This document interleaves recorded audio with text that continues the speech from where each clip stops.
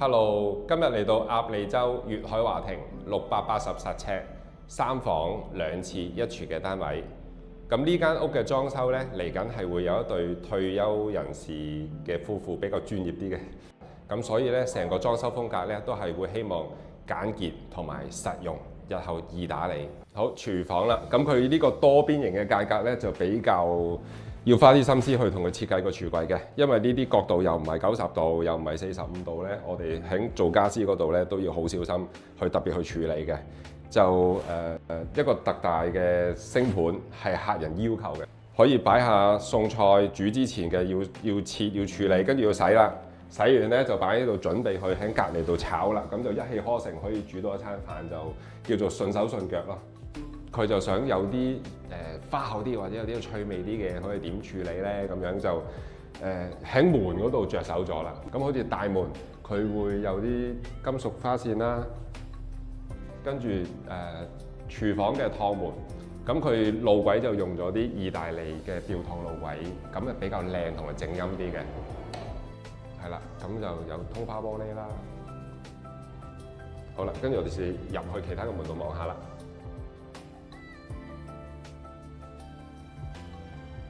留意個彎線啦，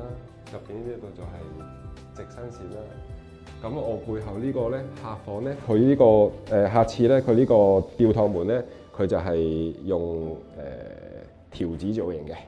咁我哋跟住再入去埋個主人房睇睇。好啦，嚟到主人房，個客其實就唔多特別設計上嘅要求嘅，佢淨係想有儲物空間係足夠俾佢嘅啫。咁所以你見到隻衣櫃就一定就係由底至頂啦，一隻全高衣櫃啦。咁佢要需要足夠唔同嘅櫃桶俾佢去擺唔同嘅衣物嘅。左邊咧我就覺得嗰個位咧，俾佢去做埋隻吊櫃伸延落去，一睇過咧會好睇好多同好用好多。好，嚟到主人房另外一隻角落啦，佢多邊形。咁去做側邊呢啲收口位啦，要夾住件窗台石啦。咁側邊呢度又要包個護位俾佢。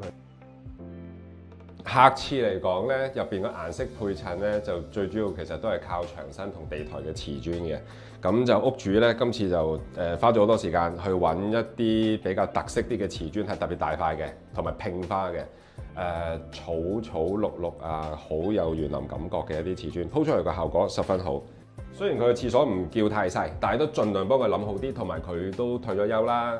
唔想佢日後下下用啲低位嗰啲櫃桶要踎低去攞嘢，所以咧我哋可以俾佢企到起身，開咗個櫃桶，係做到個櫃桶俾佢喺個星盤底下低嗰個位，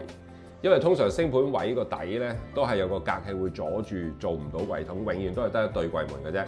咁我就喺加工嘅情況底下咧，即係加咗我嘅成本嘅情況底下咧，幫佢做個有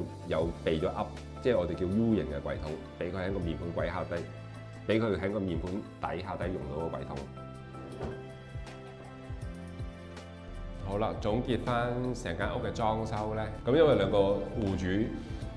都係真係專業人士嚟嘅，所以咧我俾佢嘅資料咧，佢真係睇晒嘅。咁就其實佢點解要咁做咧？因為佢都知道因為好多時都怕啲師傅去將貨就價，咁所以就佢想盡量揾到高性價比嘅嘢，所以咧好多時我就要喺呢一方面同佢溝通多啲。咁所以其實大致上嚟講咧，就成間屋嘅裝修我哋都叫做合作愉快嘅。